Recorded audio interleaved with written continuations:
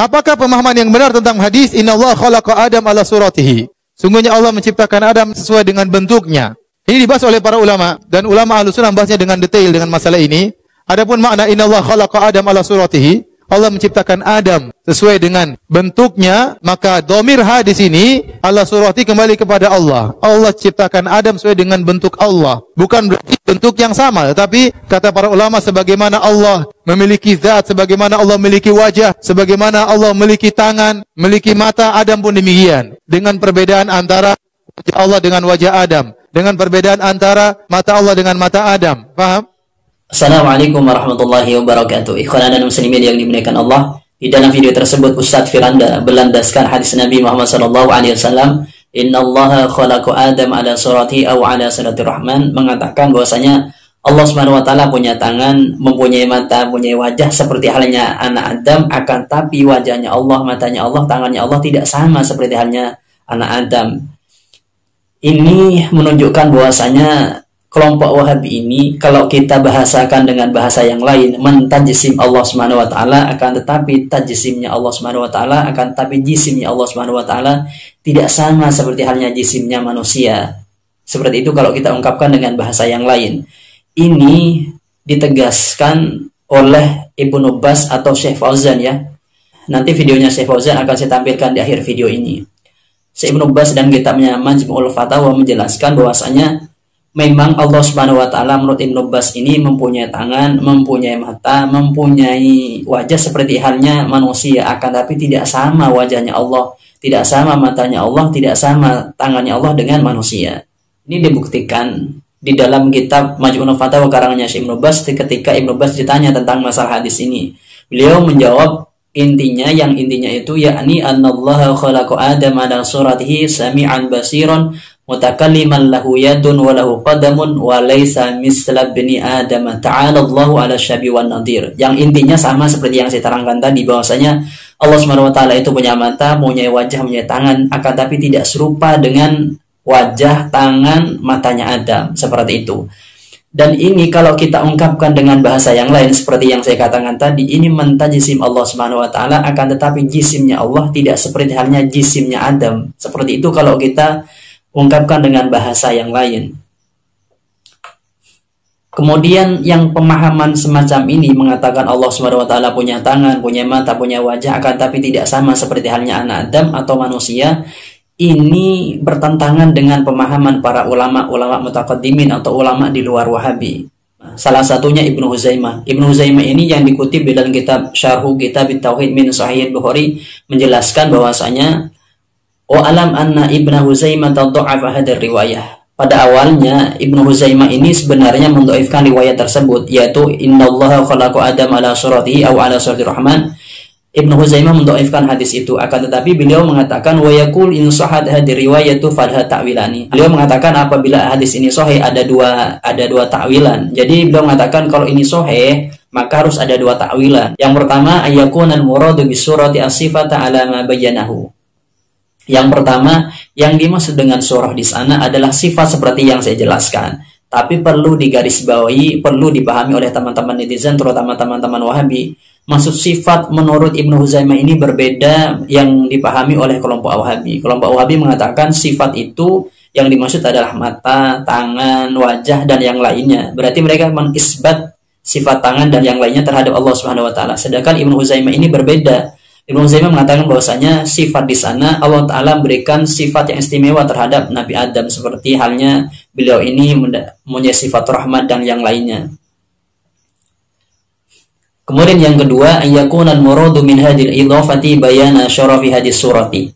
Yang kedua, bahwasanya pengidhafahan lafaz surah terhadap Allah Subhanahu wa taala ini menunjukkan dan menjelaskan bahwasanya bentuk tersebut mulia karena disandarkan terhadap Allah Subhanahu wa taala. Jadi bentuknya Nabi Adam ini mulia karena disandarkan kepada Allah Subhanahu wa taala. Ini seperti halnya ketika kita mengatakan bahwasanya masjid adalah Baitullah. Jadi pengisbatan Baitullah terhadap masjid ini bukan mengatakan bahwasanya masjid itu adalah rumahnya Allah, akan tetapi ini mengindikasikan, menjelaskan bahwasanya masjid itu tempat yang mulia. Kemudian pemahaman kelompok Wahabi ini juga bertentangan dengan pemahamannya Ibnu Hajar di dalam kitabnya Fatawa Al-Hadisiyah. Beliau ketika ditanya tentang masalah hadis ini apakah sahih atau tidak, beliau menjawab fa'ajaba biqauli na'am huwa waridun. Ya, hadis ini warid dalam artian sahih. Akan tetapi menurut beliau yang perlu digarisbawahi, yang perlu ditinjau adalah domirnya. Apabila domirnya ini kembali kepada Allah Subhanahu wa taala secara hakikohnya, maka kata beliau tidak boleh. Walakin yadhamiru fi suratihi idza urida biha haqiqatuha laisa lil haqqi ta'ala li ta'alihi anis surati wa lawazimiha al-uluwan kabiran. Kata beliau, jika domirnya ini kembali kepada Allah, maka tidak boleh apabila yang dimaksud dalam surah itu adalah hakikohnya surah. Karena tidak boleh Allah Subhanahu wa taala ini dinisbatkan pada surah dan lawazimnya seperti itu. Kalau bahasa di sini li ta'alihi anis surah wa lawazimiha, yaitu Allah taala suci dari surah dan lawazimnya. Kemudian yang kedua, amma idza urida biha mujarradul wasfi fa yasihu rujud dhamir ila Allah. Apabila di dalam surah tersebut domirnya itu kembali kepada Allah Subhanahu wa taala hanya mujarradul wasfi, hanya pensifatan saja, maka itu tidak apa-apa kata beliau. Berarti hadis itu menunjukkan bahwasanya khalaqallahu adama mutajalliyan ala suratihi bi syai'in min sifatil haqqi. Bahwasanya Allah Subhanahu wa taala menciptakan Adam itu berdasarkan dari beberapa sifatnya Allah Subhanahu wa taala seperti rahmah. Yang perlu diingat juga oleh teman-teman netizen dan teman-teman Wahabi, sifat yang dipahami oleh Ibnu Hajar ini berbeda dengan sifat yang dipahami oleh kelompok Wahabi, seperti itu. Kalau kita simpulkan bahwasanya pemahaman Ibnu Huzaimah, pemahaman Ibnu Hajar tadi berbeda pemahaman dengan kelompok Wahabi. Bahwasanya kelompok Wahabi ini mengatakan bahwasanya Allah Subhanahu wa taala itu punya mata, punya wajah, punya tangan, akan tapi tidak sama seperti halnya manusia. Kalau dari beberapa keterangan tadi yang dijelaskan bahwasanya memang sebenarnya Ibnu Huzaimah dengan Ibnu Hajar ini menentang pendapatnya kelompok Wahabi tersebut. Kemudian kalau kita mengatakan bahwasanya pentajsiman tadi kan mengatakan Allah Subhanahu wa taala tidak serupa dengan manusia, tidak serupa dengan Ibnu Adam, berarti kan memang tidak ada keserupaan seperti itu, kan tidak menyamakan. Ini kan bukti bahwasanya mereka ini tidak menyamakan Allah Subhanahu wa taala dengan manusia. Kalau dikatakan seperti itu, maka ada pendapat dari Imam Ahmad bin Hanbal yang mengatakan beliau qala al-Imam Ahmad man qala Allahu jismun la kal ajsami kafar. Imam Ahmad mengatakan bahwasanya barang siapa yang mengatakan Allah Subhanahu wa taala itu jisim akan tetapi tidak seperti halnya jisimnya manusia, maka orang yang berkata semacam itu kafir, katanya beliau. Jadi Imam Ahmad mengatakan kalau ada orang yang mengatakan bahwasanya Allah taala itu punya mata akan tapi tidak seperti matanya manusia, orang yang mengatakan semacam ini kufur, kata Imam Ahmad bin Hanbal begitu. Ini bisa dicek dalam kitab Tasniful Masami. Kemudian di dalam mazhab Hanafi menurut Imam Kamaluddin di sini menjelaskan beliau dalam kitab Syarhufatil Qadir, wal musyabbihu idza qala lahu ta'ala yadun wa rijlun kamalil ibadi. Jika ada orang yang musyabbih ini mungkin orang yang menyamakan Allah Subhanahu wa taala dengan makhluk yang lain meskipun mengatakan tidak sama.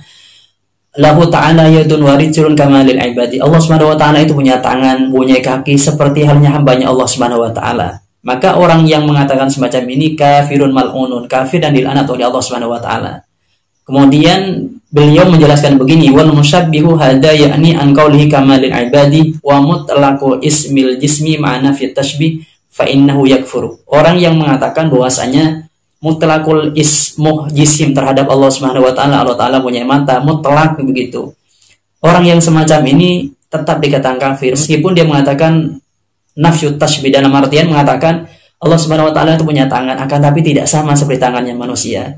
Orang yang mengatakan seperti ini menurut Imam Kamaluddin ini tetap dikatakan sebagai kufur semacam itu. Kenapa kok begitu? Karena alasannya beliau, kalau orang itu seperti itu nanti pola pikirnya falam yabqa minhu illa tasahulu wal istighfar. Kalau orang nanti menisbatkan semacam itu pada Allah Subhanahu wa taala, maka orang ini nanti akan menyebabkan tasyahud dan istighfar terhadap Allah Subhanahu wa taala. Oleh karena itu ruang yang semacam ini maka oleh ulama tidak diperbolehkan, sehingga kalau bahasanya beliau ini ekstrim ya, mengatakan itu kufur. Berarti kalau kita simpulkan memang kelompok Wahabi ini yang mentajsim Allah Subhanahu wa taala, yang mengatakan dengan bahasanya mereka Allah taala ini punya mata akan tapi tidak seperti matanya Adam, maka bahasa yang seperti ini oleh beberapa ulama dikatakan itu sebagai hal yang negatif bahasa seperti itu, atau bahasa di sini kufur semacam itu. Dan perlu diingat oleh teman-teman netizen dan teman-teman Wahabi, bahasa atau kesimpulan yang saya sampaikan ini bukan murni pendapat saya, akan tapi saya mengutip menukil dari pendapatnya ulama. Jadi teman-teman nanti misalnya tidak setuju, maka menyanggahnya dengan ibarat yang saya sampaikan. Jadi misalnya mau menyanggah, maka sanggah dengan ibarat yang saya sampaikan. Ini dalam artian tunjukkan ibarat yang mengkantar ibarat yang saya sampaikan.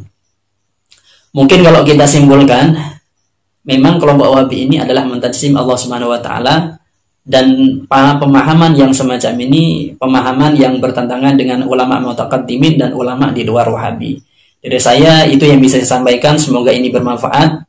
Sekali lagi saya bilang bahwasanya pendapat saya ini tidak murni pendapat saya, akan tapi saya menukil dari pendapat beberapa ulama. Dari saya semoga ini bermanfaat. Assalamualaikum warahmatullahi wabarakatuh. فضيلة الشيخ وفقكم الله، هل هناك حديث عن النبي صلى الله عليه وسلم يثبت أن الله عز وجل خلق آدم على صورته، وكيف يوجه هذا؟ نعم، الحديث ثابت، خلقه على صورته، في لفظ في بعض الروايات على صورة الرحمن، بمعنى أن له سمعا وبصرا وعلما ويدا ووجها على صورة الرحمن، لأن له صفات مثل صفات الرحمن من ناحية الاسم والمعنى، لكن الكيفية مختلفة كما هو معروف، والحديث معروف، وحصل حوله كلام لبعض المحدثين كابن خزيمة، لكن المحققون أثبتوه على حقيقته. ومن آخر من كتب فيه كتابة جيدة الشيخ حمود التويجري رحمه الله، كتب فيه على هذا الحديث كتابة جيدة في مؤلف مستقل، وجمع فيه كلام أهل العلم. نعم.